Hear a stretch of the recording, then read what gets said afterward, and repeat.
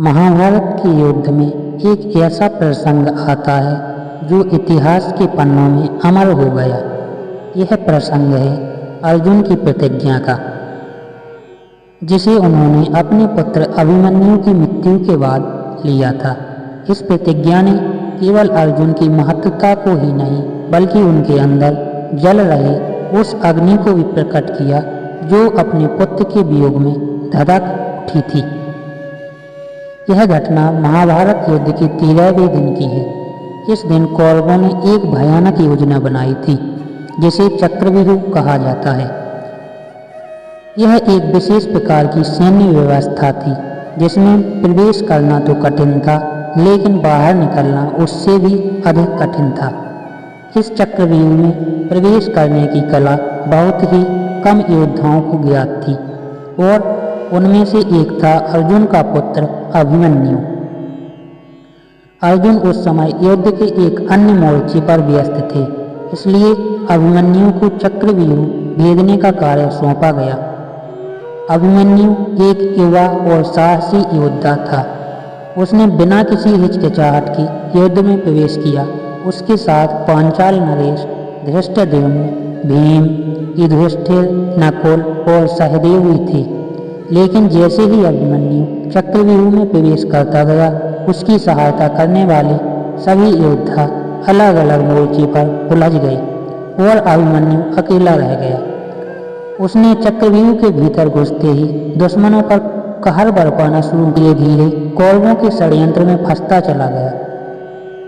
दुर्योधन, कर्ण, अश्वत्थामा, द्रोणाचार्य और अन्य कौरव योद्धाओं ने मिलकर अभिमन्यु पर आक्रमण किया। अभिमन्यु ने वीरता से संघर्ष किया, लेकिन जब उसके हथियार खत्म हो गए तो उसे निहत्थे मार डाला गया। उसकी इस निर्मम हत्या ने महाभारत के युद्ध को एक नया मोड़ दिया। यह हत्या महाभारत के इतिहास में सबसे घिनौनी और अधर्मपूर्ण घटनाओं में से एक मानी जाती है।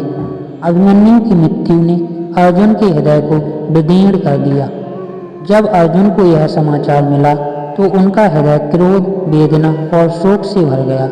अपने प्रिय पुत्र की इस प्रकार की मौत ने अर्जुन के अंदर बदले की आग को प्रज्वलित कर दिया।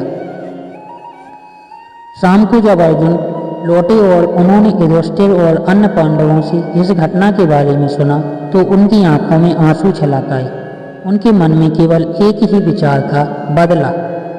उन्होंने अपनी मुट्ठी कस ली और प्रतिज्ञा की कि वे अगले दिन सूर्यास्त से पहले जयद्रथ का वध करेंगे। जयद्रथ ही वह व्यक्ति था जिसने चक्रव्यूह के प्रवेश द्वार को इस तरह बंद कर दिया था कि कोई भी पांडव योद्धा अभिमन्यु की सहायता के लिए नहीं पहुंच सका। अर्जुन ने क्रोध में कहा, यदि मैं कल सूर्यास्त से पहले जयद्रथ का वध नहीं कर सका तो मैं अग्नि में प्रविष्ट होकर अपनी प्राणों की आहुति दे दूंगा। यह प्रतिज्ञा सुनकर सभी पांडव, श्री कृष्ण और अन्य योद्धा स्तब्ध रह गए। अर्जुन की यह प्रतिज्ञा न केवल उनके लिए बल्कि पूरी पांडव सेना के लिए एक बड़ी चुनौती थी। अगले दिन जब युद्ध का बिगुल बजा तो कौरव पक्ष को अर्जुन की प्रतिज्ञा का पूरा ज्ञान था। दुर्योधन ने जयद्रथ को सुरक्षित रखने के लिए हर संभव प्रयास किया। उसने अपने श्रेष्ठतम योद्धाओं को जयद्रथ की रक्षा करने के लिए नियुक्त किया और उसे युद्ध क्षेत्र की सबसे गहरे कोने में छिपा दिया। युद्ध आरंभ हुआ और अर्जुन ने अपनी प्रतिज्ञा को पूरा करने के लिए अपनी पूरी शक्ति और कौशल का प्रयोग किया। श्री कृष्ण ने अर्जुन को प्रेरित किया और उन्हें सभी कौरव योद्धाओं से लड़ने के लिए प्रोत्साहित किया। अर्जुन ने एक एक करके सभी योद्धाओं को परास्त किया, लेकिन जयद्रथ को मारने का कोई अवसर नहीं मिल रहा था। समय तेजी से बीत रहा था और सूर्यास्त का समय निकट आ रहा था। जैसे जैसे समय बीतता गया अर्जुन का धैर्य टूटता गया, लेकिन उन्होंने हार नहीं मानी। अंत में श्री कृष्ण ने अपनी दिव्य माया का सहारा लिया। उन्होंने सूर्य को अपनी माया से ढक दिया, जिससे ऐसा प्रतीत हुआ कि सूर्यास्त हो गया। कौरव पक्ष में हर्षोल्लास की लहर दौड़ गई, क्योंकि उन्हें लगा कि अर्जुन अब अपनी प्रतिज्ञा को पूरा नहीं कर पाएंगे। और उन्हें अपने प्राण देने पड़ेंगे। जयद्रथ भी अपनी सुरक्षा से बाहर आ गया और अर्जुन को चुनौती देने लगा। लेकिन जैसे ही जयद्रथ बाहर आया, श्री कृष्ण ने अपनी माया को हटा लिया और पुनः सूर्य प्रकट हो। अर्जुन ने बिना समय गंवाए अपने बाणों से जयद्रथ का वध कर दिया। अर्जुन की प्रतिज्ञा पूरी हुई और पांडवों ने विजय की गर्जना की। इस घटना ने अर्जुन की दृढ़ता, साहस और अपने वचन के प्रति उनकी निष्ठा को प्रदर्शित किया। यह कथा हमें यह सिखाती है कि जब किसी के मन में सच्चाई, धर्म और प्रतिशोध की ज्वाला धड़क रही हो तो उसे कोई भी शक्ति रोक नहीं सकती।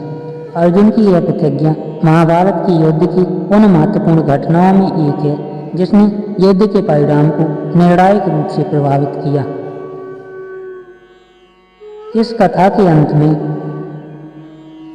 अर्जुन का चित्रण एक ऐसे योद्धा के रूप में किया जाता है जिसने अपने पुत्र के वध का बदला लेकर अपने हृदय की शांति प्राप्त की, लेकिन साथ ही इस युद्ध की भयावहता और इसके कारण हुए विध्वंस को भी उजागर किया। महाभारत की इस घटना ने हमें यह सिखाया कि युद्ध केवल विनाश लाता है और कोई भी व्यक्ति चाहे कितना भी शक्तिशाली क्यों न हो, इससे अछूता नहीं रह सकता।